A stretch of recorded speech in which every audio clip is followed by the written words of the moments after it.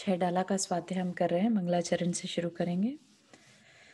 तीन भुवन में सार वीतराग विज्ञानता, शिव स्वरूप शिव का नमः त्रियोग संहारिके।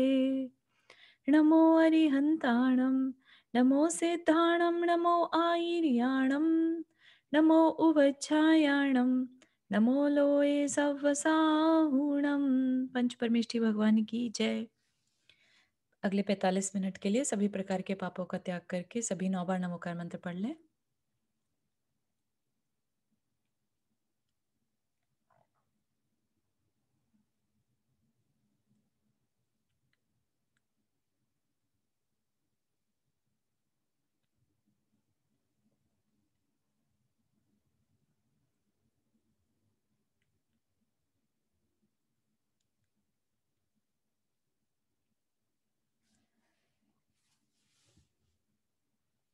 तो पिछले वीक हमने सम्यक दर्शन, सम्यक दृष्टि के कौन से, उसके अंदर क्या गुण होने चाहिए और क्या दोष नहीं होने चाहिए, उस पर हम चर्चा कर रहे थे।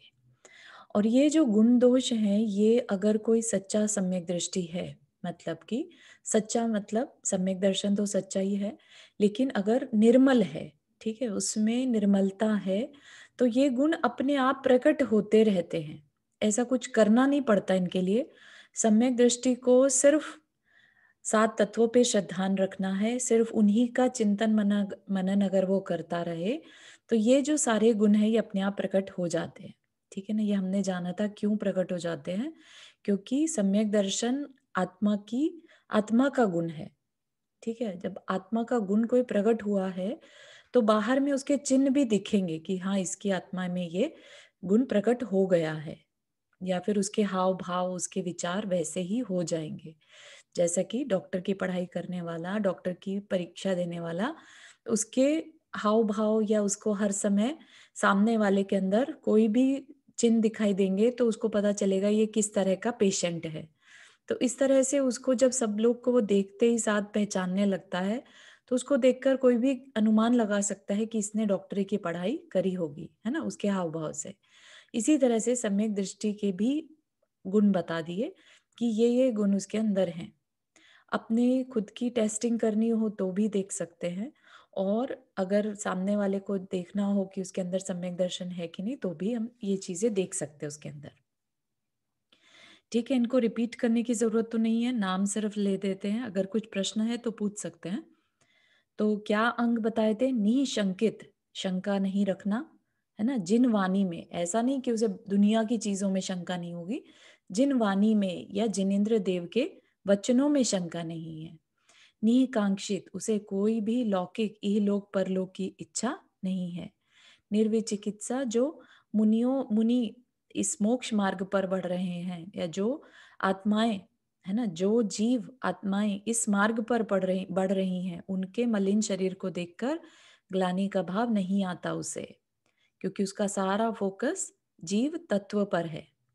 अमूढ़ दृष्टि, बाहर के जो मूर्खताएं वाले काम हैं वह सब वो नहीं करता। अमूढ़ दृष्टि मतलब अमूर्खता, अमूर्खता वाले कार्य वो नहीं करता। उपगोहन, अपने दोष छुपाना और दूसरों के अवगुणों को छुपाना, ये काम वो करता है, उपगोहन छुपाना।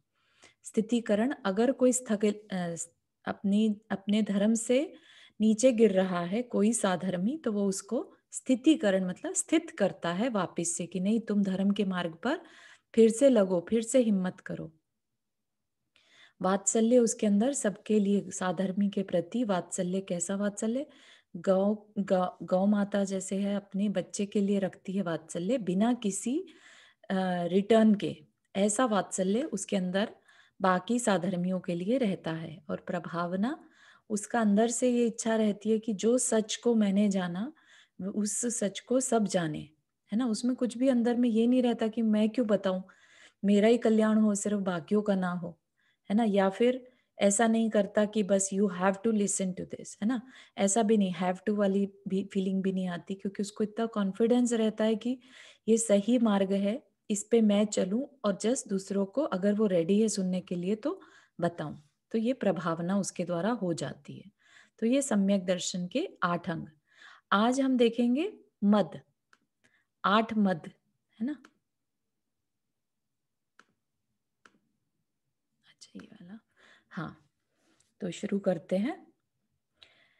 पिता भूप वा मातुल नृपजो, होय न तो मद ठाने। मद न रूप को मद न ज्ञान को, धन बल को मद भाने। तो शुरू में बता दिया था कि सम्यक दर्शन या सम्यक दृष्टि को 8 मद अगर हो भी रहे हो तो नहीं करने चाहिए। पहली बात तो होंगे ही नहीं। ठीक है, तो सोच के देखिएगा कि क्यों नहीं होंगे, क्यों ऐसा लिख दिया कि सम्यक दृष्टि को 8 मद नहीं होते या नहीं होने चाहिए। क्योंकि मद कौन करता है? मद मतलब अभिमान से चूर, जो दूसरों की तिरस्कार की भावना अंदर में रखे। तिरस्कार मतलब दूसरों को नीचा दिखाने की भावना, बात बात में किसी को दूसरे को नीचा दिखाने की। चाहे वो 8 तरीके हैं ना, बता दिया। चाहे वो पिता पक्ष का अपना कुल जाति का मद ले लो, रूप का मद ले लो, धन का मद ले लो। ठीक है, तो ये सब मद करने वाला कौन? जिसने अपनी आत्मा जीव तत्व को नहीं पहचाना, जिसको ये लगता है कि ये शरीर ही सब कुछ है और शरीर से संबंधित जो रिश्ते ही सब कुछ हैं और उन्हीं का अभिमान करे। ठीक है ना, तो वो ही मद कर सकता है। जिसने रियल जीव तत्व को पहचान लिया है, उसके हिसाब से तो सबके अंदर वो जीव तत्व है, सब समान है। तो मद किस बात का? समझ रहे हैं आप इस बात को? बहुत गहरी है ये बात। कि कोई अगर अपने अंदर अपने को ये माने कि मैं सम्यक दृष्टि हूँ, तो फिर उसके अंदर मद इसलिए नहीं होगा क्योंकि उसको पता है ये शरीर छूटने वाला है। तो रूप का, धन का, वैभव का, पूजा का, पाठ का, ऐश्वर्य का मद उसको होगा ही क्यों? है ना। गर्व एक अलग चीज है, अपना एक स्वाभिमान एक अलग चीज है। ठीक है, जैन धर्म पे जैसे होता ना, हमें अपने धर्म पर अभिमान है। अभिमान मतलब एक सम्मान, सम्मान की दृष्टि से देखना, है ना, वो एक अलग चीज है। लेकिन मद एक बहुत ही निकृष्ट सोच है, जिसमें हम अपने धर्म को बहुत अच्छा और दूसरे के धर्म को निकृष्ट, एक मजाक बनाने की आदत का होना, दूसरे को कशा टोंट कसना, है ना। ऐसे बहुत सब लोग पाए जाएंगे जो अपने आप को सर्वश्रेष्ठ और दूसरों को निकृष्ट, जबकि ये नहीं सोच रहे हैं कि उनके उनके जो ऐसे भाव हो रहे हैं वो उनके कषायों के कारण हो रहे हैं। बल्कि उनपे तो हमें तरस आना चाहिए कि देखो इसकी कषाय कितनी तीव्र है, कि जो ये अपने जीव तत्व को नहीं पहचान रहा है और अपने अभिमान में, मान में डूबा जा रहा है, या दीनता में डूबा जा रहा है ना, या क्रोध मान में डूबा जा रहा है। और हम अपने मद को बढ़ाएंगे तो हमारा सम्यक दर्शन मलिन हो जाएगा, तो हमें तो नुकसान ही होगा ना उस चीज का। तो इसलिए अवेयरनेस की जरूरत है, हम कर क्या रहे हैं, हमारी दृष्टि किस तरफ है। इस वजह से बोला कि सम्यक दृष्टि को 8 मद नहीं होते, क्योंकि मेन जो संसारी प्राणी है मनुष्य भव में, उसको 8 ही तरह से मद या अभिमान हो सकता है, जिस पर कि वो अहंकार कर सकता है। और अहंकार करेगा इसका मतलब कि वो शरीर में दिमाग है उसका बजाय जीव तत्व के। इस वजह से बोला। ठीक है, बात समझ में आ रही है? किसी को कोई प्रश्न यहाँ पर? तो वो 8 मद कौन से हैं वो देखते हैं हम। पिता भूपवा, पिता मतलब पिता आदि, पितृ पक्ष के स्वजन, भूप राजा आदि, वा मातुल मतलब मामा साइड या माता पक्ष के, नृप जो राजा है ना, यहाँ पिता भूप वा, अगर पिता का वंश कह लो या कुल राजा से हो या बड़ा हो, मातुल का माता की साइड, मामा का साइड बड़ा हो, तो उस चीज का मद नहीं करना। होए न तो मद ठाने, उसका मद नहीं करता। मद न रूप को, रूप का मद नहीं करता, क्योंकि रूप क्या है, शरीर का, है ना, शरीर के कारण। और उन शरीर किस कारण से? नाम कर्म से है। तो रूप किस लिए? नाम कर्म से। तो कर्म के ऊपर अभिमान या मद किस बात का करना? मद न ज्ञान को, ज्ञान का भी मद नहीं करता, क्योंकि आत्मा का गुण ही ज्ञान है, वह गुण सबके पास है। तो फिर अलग से मद करने से क्या अभिप्राय है? धन बल को मद भाने, धन का मद नहीं करता और बल का मद नहीं करता। धन भी किस लिए है? कर्म के कारण है। बल है तो कर्म के कारण है। तो उसमें भी मद क्यों करे? सब कुछ यही छूट जाने वाला है ना? तो ये सम्यक दृष्टि को अवेयरनेस है, इसलिए उसको इस चीज का मद नहीं है। फिर आगे क्या कह रहे हैं? तप को मद न अपने, फिर वो तप का भी मद नहीं करता कि मैं कितनी तपस्या कर लेता हूँ, मैं कितने व्रत उपवास कर लेता हूँ, है ना? रीटा जी, आपने एक बार प्रश्न पूछा था ना, कोई अगर तप का मद मतलब तप का उसे बार बार अहंकार होता रहे कि हाँ हम बहुत अच्छा कर रहे हैं, बहुत अच्छा कर रहे हैं, और अपने मान को कंट्रोल ही नहीं करे, तो क्या होगा? अपने ही सम्यक दर्शन को उसने लूज कर दिया। क्योंकि मद किसको होता है? जिसके अनंतानुबंधी कषाय उदय में होती है। ठीक है, तो तप को मद ना, मदजू प्रभुता को, प्रभुता होती है ऐश्वर्य, जो अपना अच्छा लोग मान दे रहे हैं जिसको, है ना, उसका मद करना, उसकी जो प्रभुता नाम फैल रहा है उसका मद करना। करे न सो निज जाने, जो करता है ऐसा, यानी कि वो अपने आप को नहीं जानता।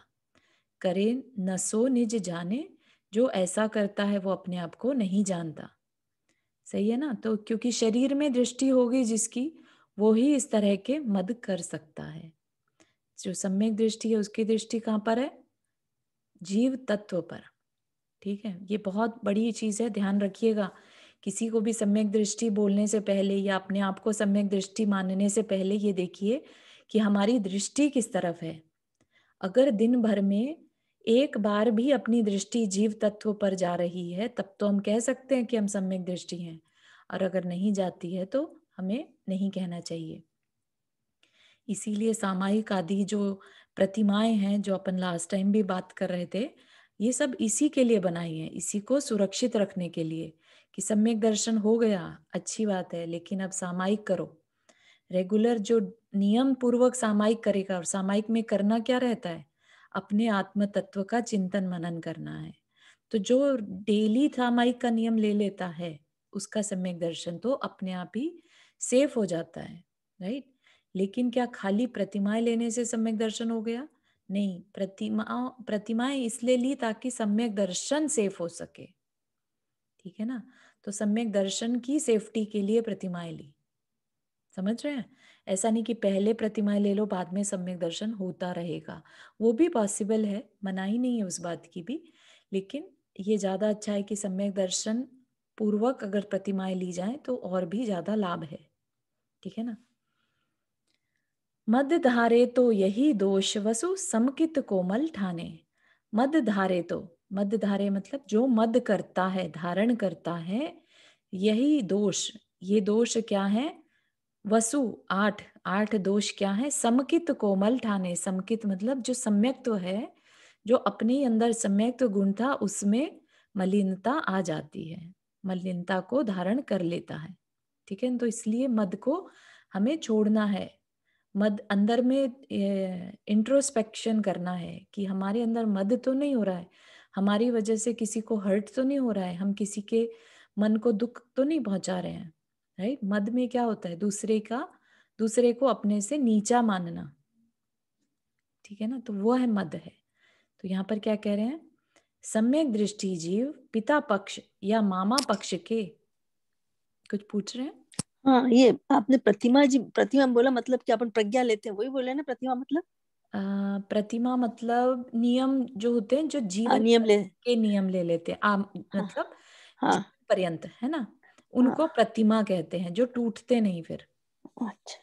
है ना। प्रतिमा एक हम्म, तरह से जैसे पत्थर की प्रतिमा एक तरह से, अच्छा ऐसे ही 11 प्रतिमा बताई है शावक की।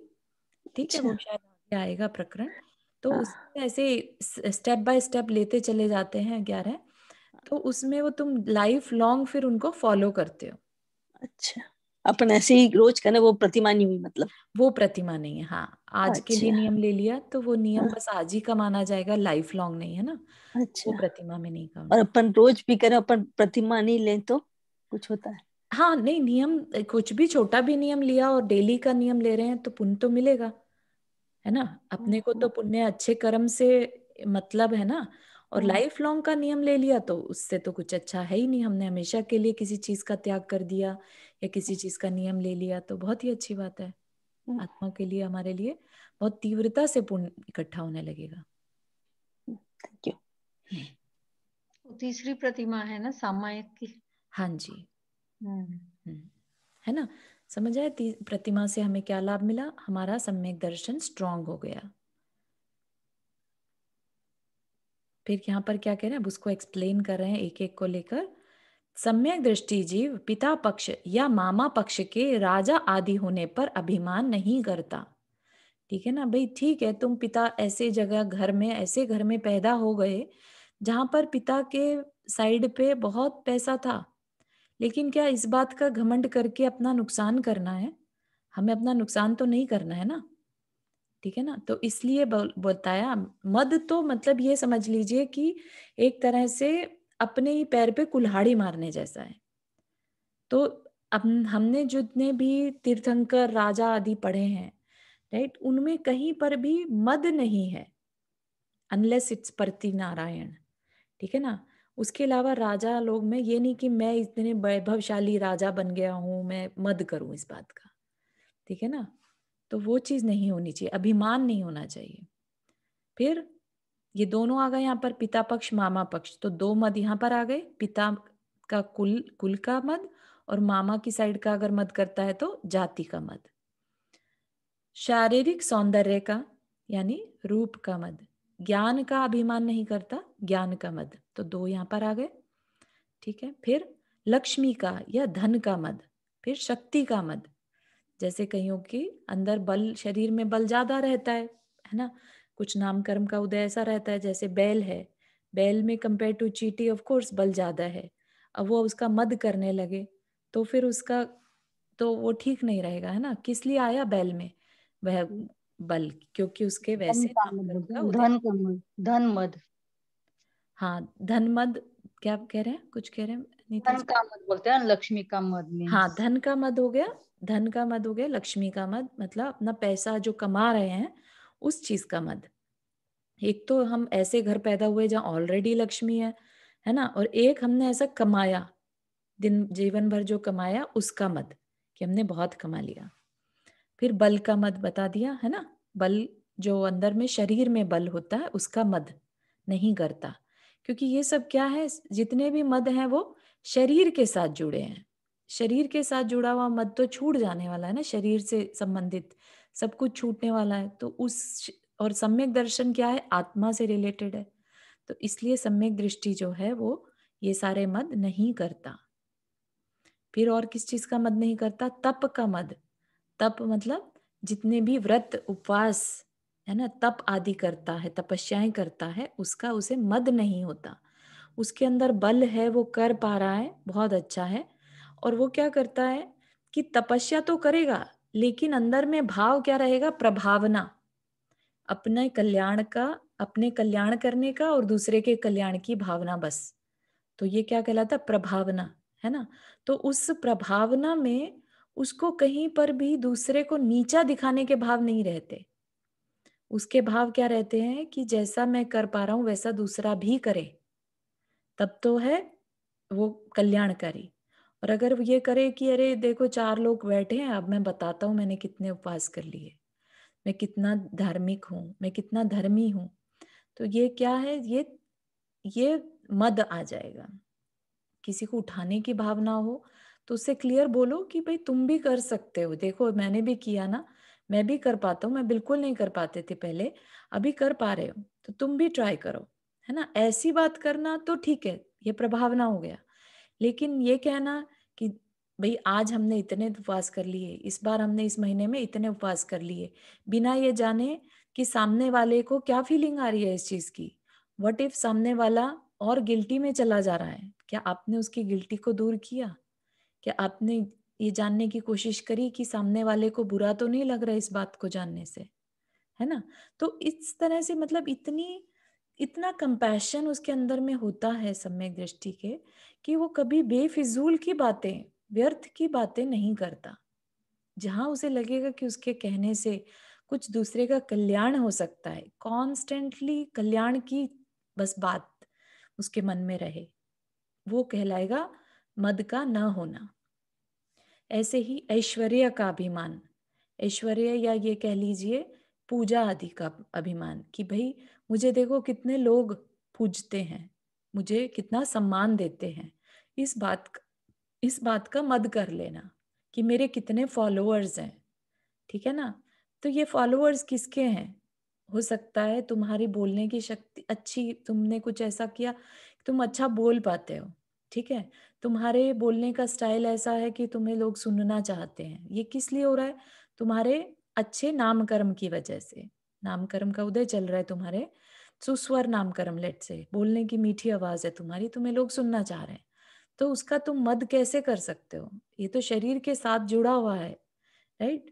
तो तुम्हारी आज पूजा हो रही है, ख्याति लाभ हो रहा है, तो वो सिर्फ शरीर से रिलेटेड हो रहा है, वो तुम्हारी आत्मा का कोई ख्याति नहीं हो रही है उसमें, ठीक है ना।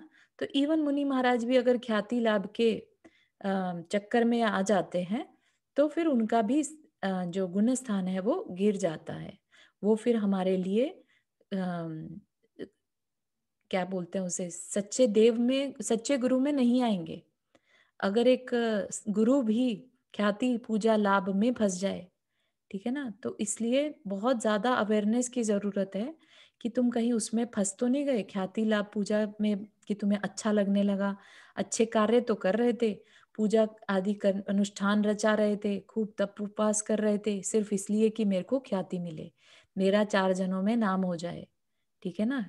तो वो चीज नहीं आनी चाहिए, बिल्कुल एक क्वेश्चन सरलता था से करते जाना है। ख्यातिलाभ में, एक क्वेश्चन था कि कई बार अ, आप ऐसे ग्रुप्स में रहते हो कि आपको आपको इन्फीरियरिटी कॉम्प्लेक्स होने लगता है, क्योंकि आप चारों तरफ सारे लोग सो पॉपुलर हैं, ऑफिस में everybody is reaching high and you are not able to attend hmm, those things.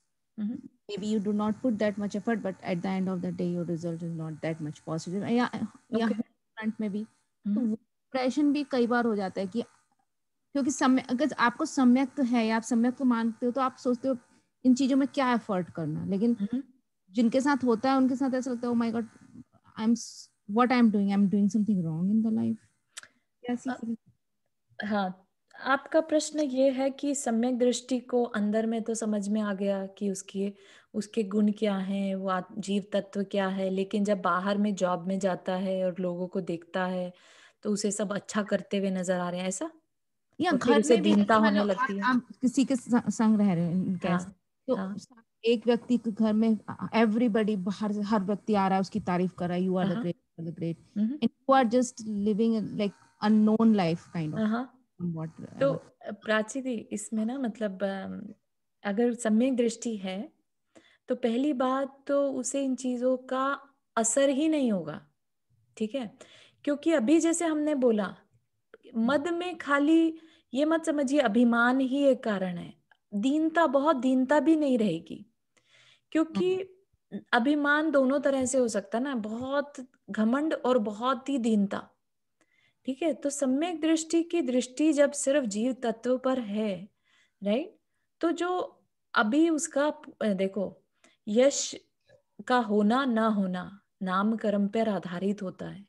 अगर उसका नाम नहीं हो रहा है, वो अच्छा, सब कुछ अच्छा कर रहा है, फिर भी उसका नाम नहीं हो रहा है, तो ये उसके अयश कीर्ति का उदय चल रहा है, इसलिए नहीं हो रहा है।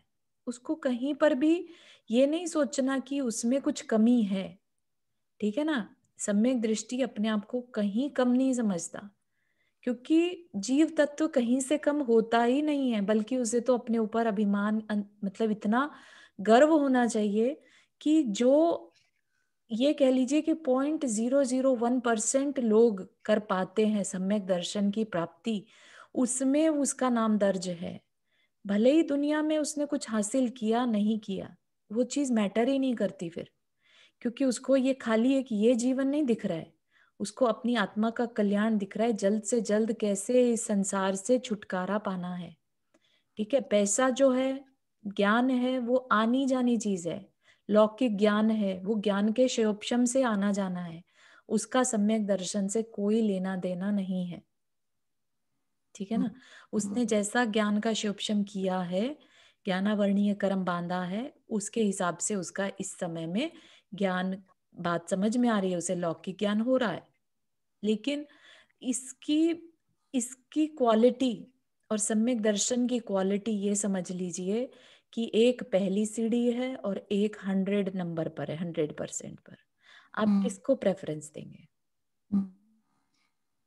नहीं, वो मैंने देखा कि कई बार इस चीज की तड़ावार हो जाती है लाइफ में कि उस पे उपयोग तो जाता ही है जो हो रहा है आपके आसपास, या फिर आपको अपने फिर you choose it what ever I am right, but Okay. सब उपयोग जाता है वहां पे कि देखो ऐसा भी है, ऑल्दो वो ठीक है, वापस आ जाता है। ठीक है, ठीक है, हाँ, ओके, चीज आई को उपयोग- अंडरस्टैंड। तो ऐसे में क्या करते हैं, ठीक है, माना आपकी बात की, बाहर में जब हो जाता है, हम भी कषाय ऐसा तो है नहीं कि खत्म हो गई हमारी, है ना, हम भी कषाय के वश आ जाते हैं। दीनता का होना या अपने आप को कम समझना, ये भी कषाय का ही एक रूप है। ठीक है, तो आप ये कह सकते हैं कि मेरी कषाय का उदय हो रहा था, मुझे हालांकि ये समझ में आ रहा था कि ये मैं नहीं हूँ या मेरा ये स्वरूप नहीं है, फिर भी हो रहा है। तो आप बस ट्राई कीजिए कि जब भी क्षण मिले शांत कषाय के, जिस समय आपको ये भाव नहीं आ रहे कि मैं दीन हूँ, राइट, उस समय अपने जीव तत्व का चिंतन करिए। जितना जीव तत्व का चिंतन करेंगे, उसको बल देंगे, तो जब जब ये क्षण आएंगे दीनता वाले, तब तब आपका जो आत्म तत्व है वो उन क्षणों में आपको संभाल लेगा। समझ में आ रही है बात? हाँ, वेरी वेरी नाइस। हाँ, इसमें आप कुछ कर नहीं सकते क्योंकि ये कषाय का उदय है। इट्स जस्ट लाइक कोई कह दे कि मुझे क्रोध बहुत आता है, क्या करूं, है ना, क्रोध आता है, उसे एक्नॉलेज कीजिए।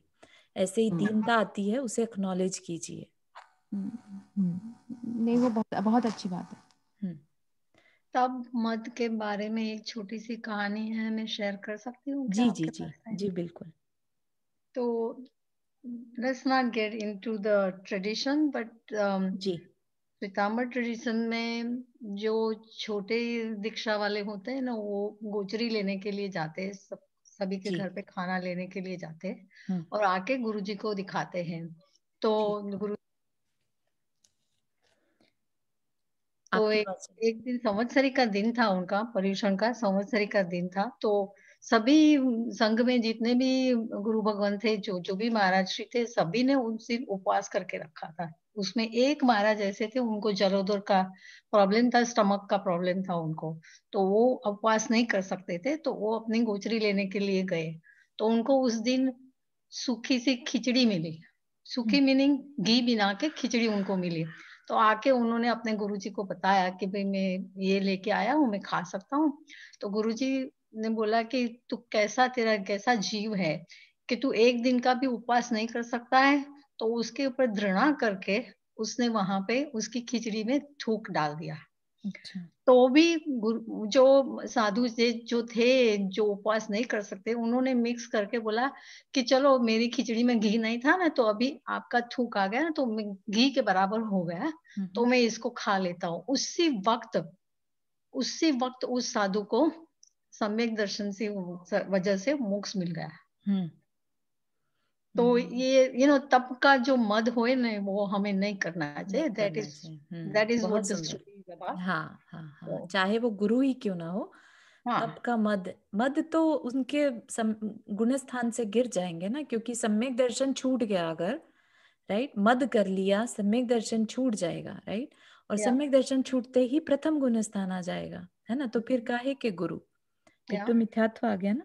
तो या इसलिए very true, yes, good story, thank you so much for sharing. तो यस, थैंक यू। अपने मद को किसी भी तरह से नहीं करना, चाहे वो दीनता रूप हो, चाहे वो अभिमान रूप हो, है ना।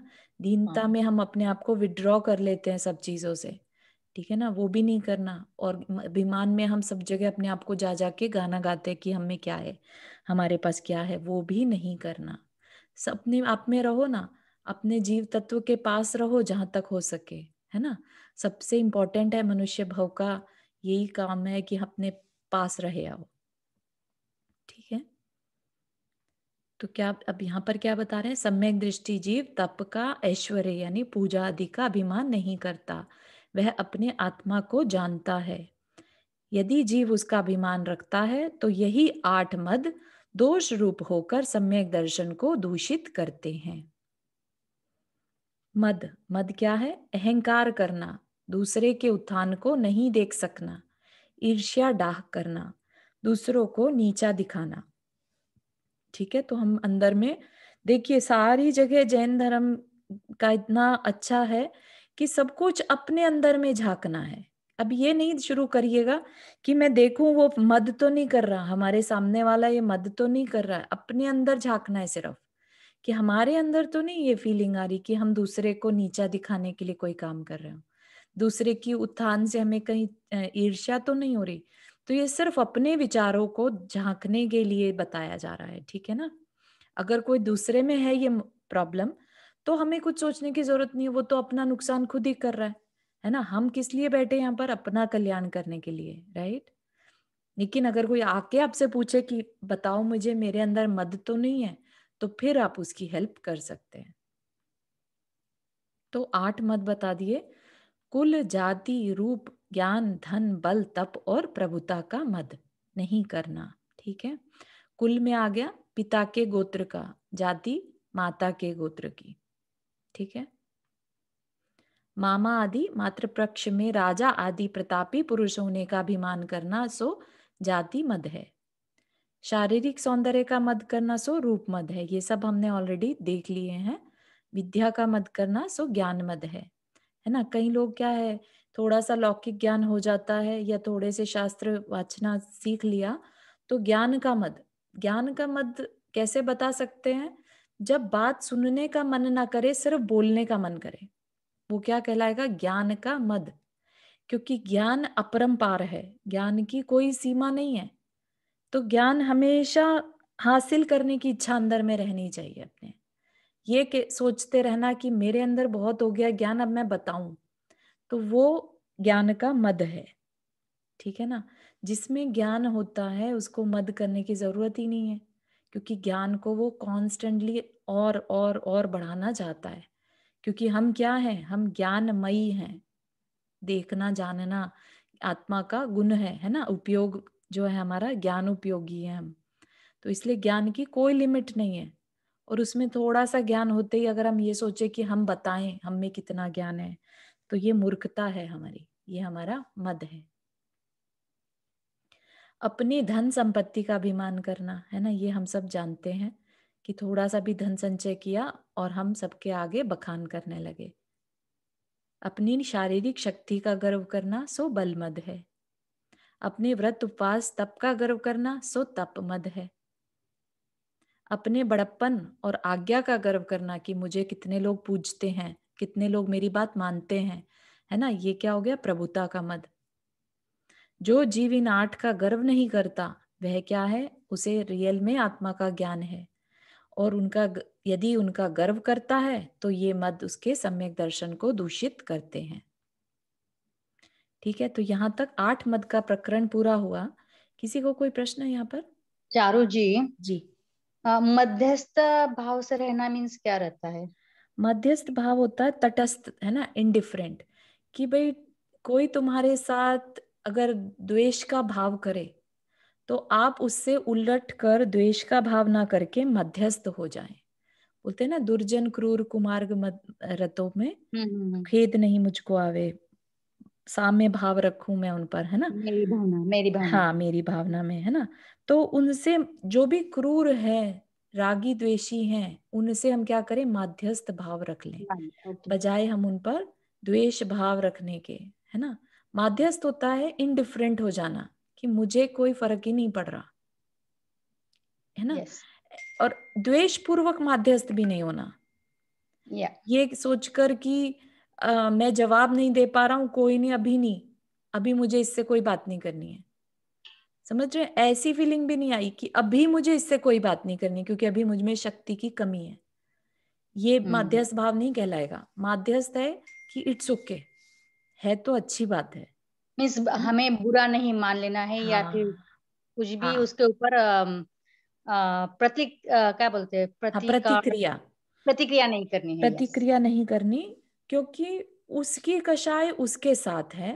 ठीक है, चाहे वो ज्यादा है या कम है। कोशिश ये करनी है कि अगर वो है क्रूर है, दुर्जन है, उसकी भावना अच्छी नहीं है, उसकी भावना लेट से आपको दुख देने की है, तो आप ऐसे में क्या करेंगे? क्या अपने भावों को खराब करेंगे या अपने अंदर दीनता रखेंगे कि देखो उसने मेरे साथ कैसा व्यवहार कर दिया? जब नहीं, सामने हम वाला ऐसे दुर्जन है और आपको पता है कि उसने दुर्भाव के साथ ये मेरे साथ ऐसा व्यवहार किया है, तो आप क्या करेंगे? तो आगम में क्या बताया, जिनवानी में क्या बताया? ऐसी स्थिति में माध्यस्थ भाव रख लो। मीन्स हम भी बोल सकते हैं कि उनको भी अच्छी बुद्धि देना भगवान, बस ऐसे ही इतना ही है ना, उनको सद्बुद्धि मिले, ये भाव रखकर और आगे बढ़ जाओ। उनसे जैसे होता ना कि कुत्ते भौंकते हैं तो अभी क्या करें, भौंकने देंगे ना, उनके ऊपर जाकर झगड़ा तो नहीं करते ना, निकल जाते ना साइड से। इनफैक्ट उनकी तरफ ज्यादा ध्यान ही नहीं देते या उनको डंडा नहीं दिखाते, क्योंकि वो और ज्यादा भौंकेंगे फिर, राइट। तो इसी तरह से धर्म धर्म में भी लेना कि जो दुर्जन है, ठीक है, सज्जन की बात नहीं कर रहे हैं, सज्जन अगर आपसे मिसबिहेव कर रहा है तो आप बात कर सकते हैं कि भाई क्या हुआ, अभी तक तो तुम अच्छे से बात कर रहे थे, आज अचानक से ऐसी बात क्यों कर रहे हो? क्लियर कर लिया जाएगा। वो माध्यस्थ नहीं है, जहां हम क्लियर कर रहे हैं वो माध्यस्थता नहीं है।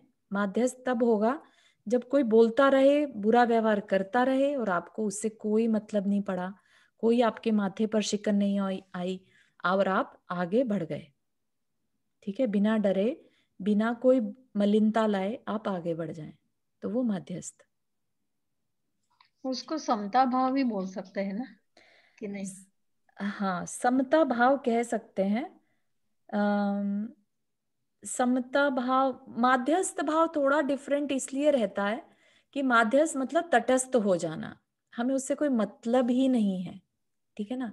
समता भी ऐसा ही है, लेकिन समभाव बिल्कुल, हमें वो दुर्जन भी नहीं दिख रहा है, ठीक है। सज्जन दुर्जन में हम इक्वल हो जाएं तो वो समता, लेकिन दुर्जन को हमने फिलहाल तटस्थ कर दिया कि हमें कोई फर्क नहीं पड़ रहा है, उसने हमारे साथ ऐसा व्यवहार किया, तो वो तटस्थता, माध्यस्थता का भाव हो जाएगा, ओके, है ना। Thank you. हाँ, या सज्जन सुख दुर्जन दुख को में बराबर समता रख भाव लिया तो वो रखना, समता। और ऐसे ही बोलते हैं ना, सुख दुख में समता भाव रखना। हाँ, है ना। तो जैसा दुर्जन ने व्यवहार किया और वैसे ही सज्जन भी करे तो सेम व्यवहार करना, वो समता भाव। लेकिन जहां हम इतने सक्षम नहीं हुए तो क्या करो, तटस्थता का व्यवहार करो, मध्यस्थता का व्यवहार करो, ठीक है। तो समता उत्कृष्ट है और तटस्थता उससे थोड़ी नीचे कैटेगरी की है, लेकिन अपना नुकसान नहीं है, ठीक है। Thank you. ठीक है, तो अब क्या है, 6 अनायतन तथा 3 मूर्ता दोष। 6 अनायतन क्या, ये देखते हैं। हालांकि इसका बहुत बड़ा पार्ट हमने ऑलरेडी सीख लिया था, कुगुरु, कुदेव और कुधर्म की जब परिभाषा समझी थी मिथ्यात्व के बारे में, वहां पर हमने इनको बहुत अच्छे से समझ लिया था। अब बता रहे हैं कि 6 अनायतन क्या है और सम्यक दृष्टि क्या नहीं करता। तो क्या कह रहे हैं, कुद गुरु कुदेव कुवृक्ष सेवक की नहीं प्रशंस उच्चरे है।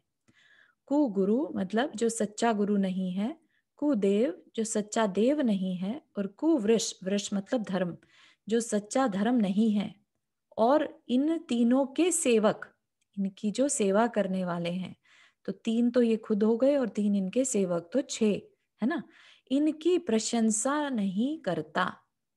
प्रशंसा नहीं करता मतलब इनकी भी ये अच्छा कर रहे हैं ऐसा नहीं कहता, ठीक है। कुगुरु कुदेव और कुधर्म के की और उनके सेवकों की प्रशंसा नहीं करता। अगर आपने कहीं पर कभी ध्यान दिया हो, नमो अरिहंताणम, नमोकार मंत्र जो हम पढ़ते हैं, पंच परमेष्ठी को नमस्कार, ठीक है। तो हम क्या कर रहे हैं वहां पर, हम 5 परमेष्ठी जो हैं, साधु, आचार्य, उपाध्याय, अरिहंत और सिद्ध, ठीक है, इनकी क्या करते हैं वहां पर, नमस्कार करते हैं। नमस्कार हम किससे, किसकी करते हैं नमस्कार, हम जिनसे प्रशंसित हो, हम जिनकी, हमें जिसमें गुण दिखाई दे, हम उन्हीं को नमस्कार करते हैं ना।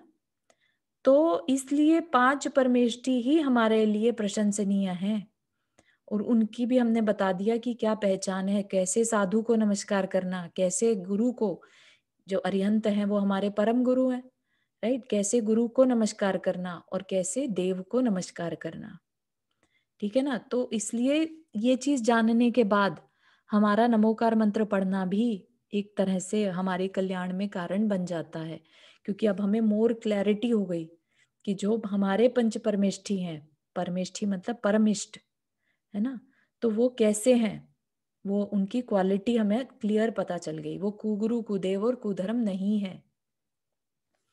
फिर क्या कह रहे हैं कि जिन मुनि जिन श्रुत बिन कुगुरु आदिक तिन्हें न नमन करे है ना, वही बात आ गई, नमन करे है, तिन्हें न नमन करे है, उन्हें नमस्कार नहीं करता। किनको?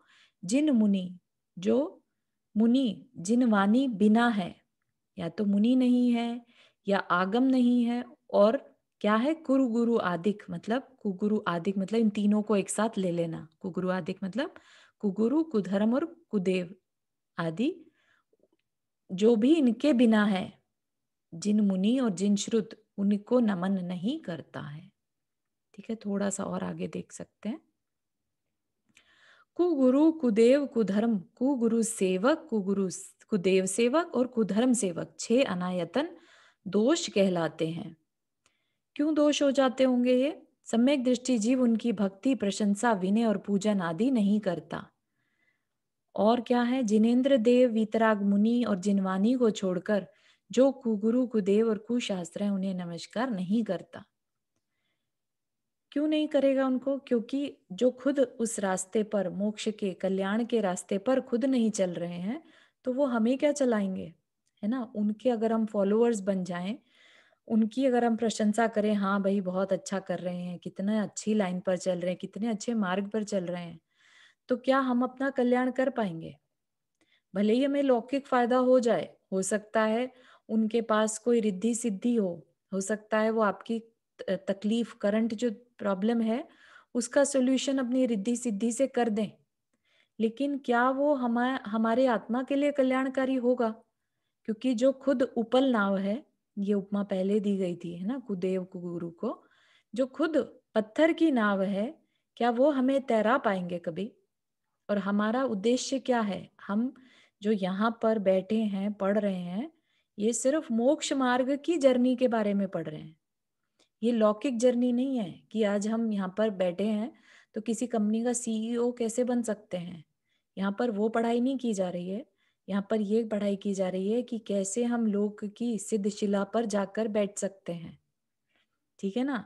तो उसकी अपेक्षा से ये कहा जा रहा है कि जो कुगुरु कुदेव और कुधर्म है और उनके जो सेवक हैं, उनकी प्रशंसा नहीं करना, ठीक है। तो अब इसमें बहुत सब लोग इतने कंफ्यूज हो जाते हैं कि वो जैसे टीवी पर, लेट से आपको एग्जाम्पल के लिए बीके शिवानी का नाम ले, कि लोग उनको सुनने मात्र को ये सोचते हैं कि ये तो मिथ्यात्वी हो गया।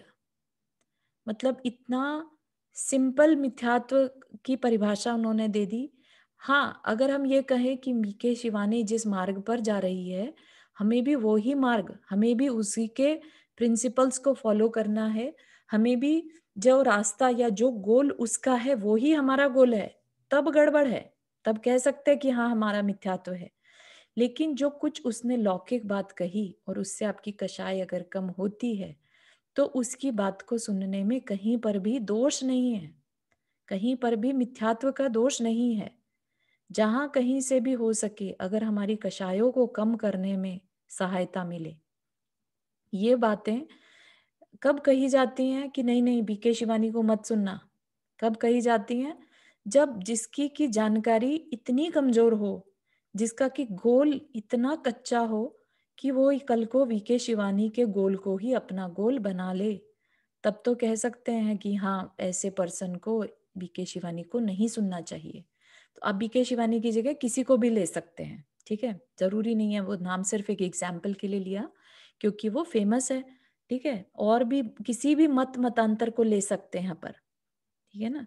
आप जीसस को ले सकते हैं, किसी की भी बात को ले सकते हैं, वो कोई भी पंडित हो सकता है, कोई भी मौलवी हो सकता है, कुछ भी, किसी भी धर्म से रिलेटेड हो सकता है, लेकिन किसको चुनना वो बता दिया कि हमारा मोक्ष सदता हो, वो हमारा गोल नहीं छूटना चाहिए, ठीक है, उस गोल को बने रहने देने के साथ साथ अगर हम अपनी कषायों को कम करने के लिए किसी को सुनते हैं तो उसमें कहीं पर भी कोई दोष नहीं है।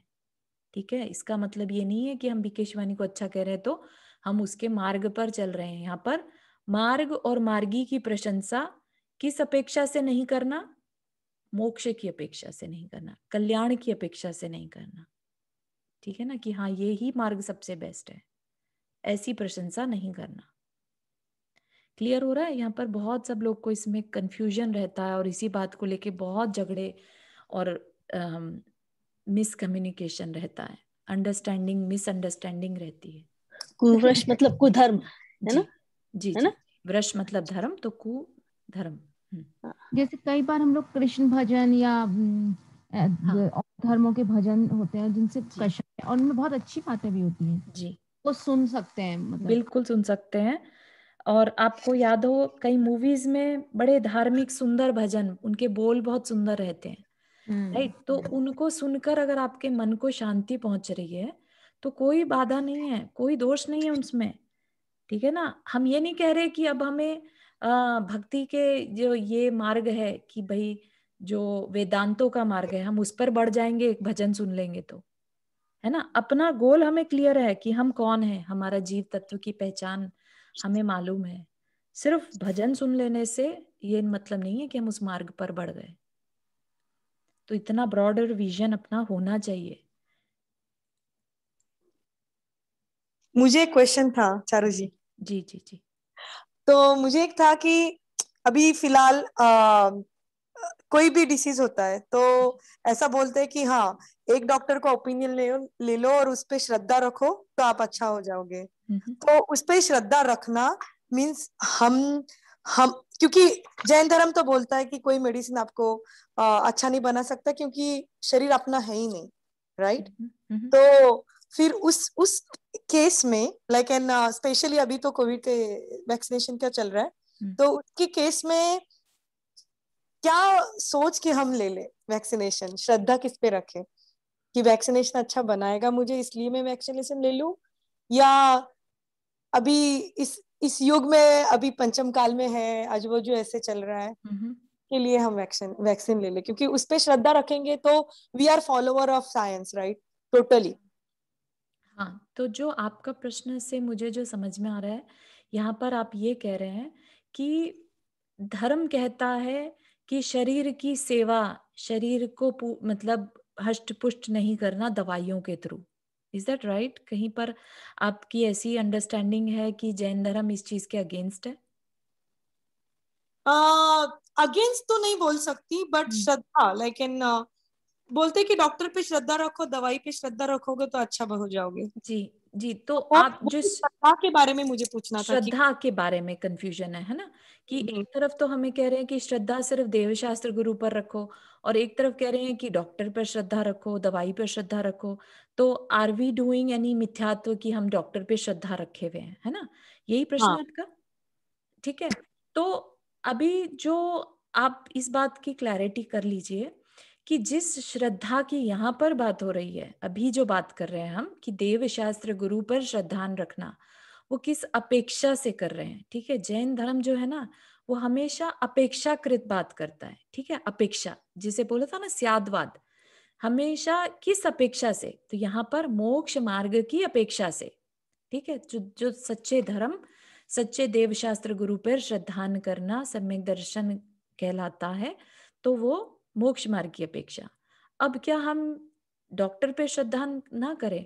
अब हम क्या, अब बच्चा एक है जो पैर रखना सीखता है तो वो क्या करता है? अपने माता पिता पर ब्लाइंड फेथ, उसको पैर रखना कहाँ है, उसके माँ बाप उसको हाथ पकड़ के चलाते हैं। कभी आपने नोटिस किया हो कितनी जबरदस्त श्रद्धान रहता है एक बच्चे का अपने माँ बाप के ऊपर? तो क्या वह सब बेकार है? कहीं जैन धर्म इस चीज की श्रद्धान, तो ये लौकिक श्रद्धान है। ठीक है, अगर हम आत्मा की अपेक्षा से बात करेंगे तो सच्चे देवशास्त्र गुरु ही हमारा कल्याण करने वाले हैं, इसलिए सिर्फ उन पर श्रद्धान करना किस अपेक्षा से? मोक्ष मार्ग की अपेक्षा से। लेकिन जब हम लोक में हैं तो दवाई की अपेक्षा से, यस, वैद्य पे श्रद्धान करना कि अगर उसने कहा है बात, हम तो पंडित नहीं है ना, उस बारे में नॉलेजेबल नहीं है, तो वो कह रहा है तो हमें करना है, ठीक है, हमें उस पर श्रद्धान करना। तो वैसा तब तक रोग ठीक नहीं होगा। कहीं पर भी आप एक पैर भी उठाते हैं ना, तो आप नोटिस करिएगा कि आपको ये श्रद्धान है कि मैं सही पैर उठ रख रहा हूं। तो श्रद्धा के बिना तो हमारा एक पैर भी नहीं उठता। तो वो क्या, वो कौन सी श्रद्धा है, किस अपेक्षा की? वो लौकिक श्रद्धा है, उसके बिना हमारा जीवन नहीं चलता। ठीक है, ऐसे ही हम अपने जीवन में कितने कार्य श्रद्धा के बेस पर, गाड़ी चलाना सीखते हैं हम, राइट? अब एक बार चला ली गाड़ी, सीख ली, तो उसके बाद हम चलाते किस श्रद्धान पर, कि हाँ हमने जो सीखा है वो सही सीखा है। ठीक है, तो श्रद्धान हमारी फाउंडेशन है ईच एंड एवरी स्टेप के लिए।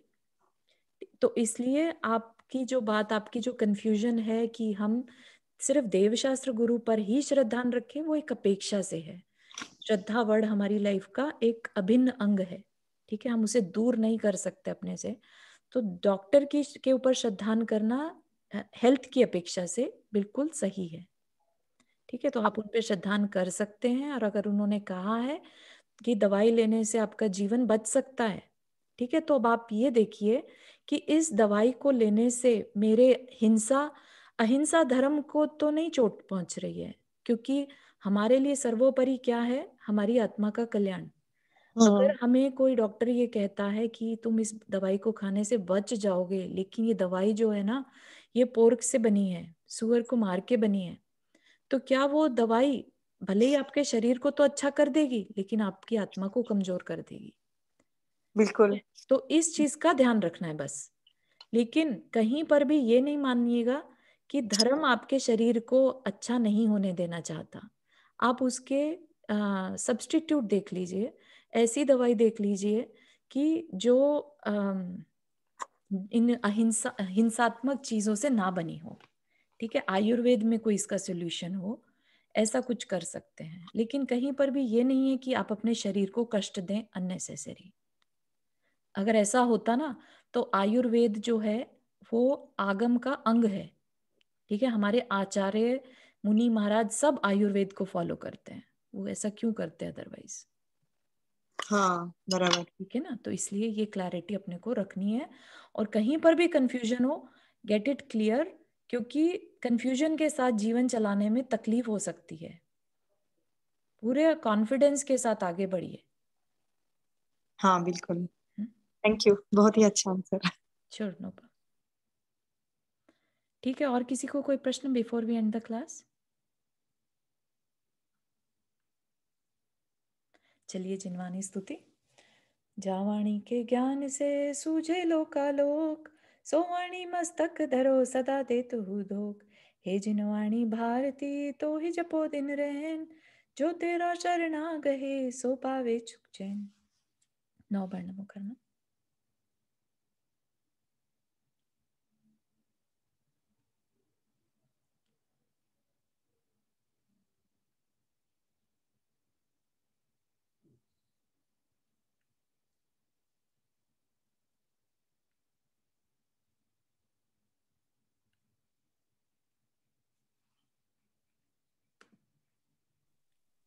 जय जिनेन्द्र। जय जिनेन्द्र सभी को। जय जिनेन्द्र चारू जी, सभी को जय जिनेन्द्र। जय जय।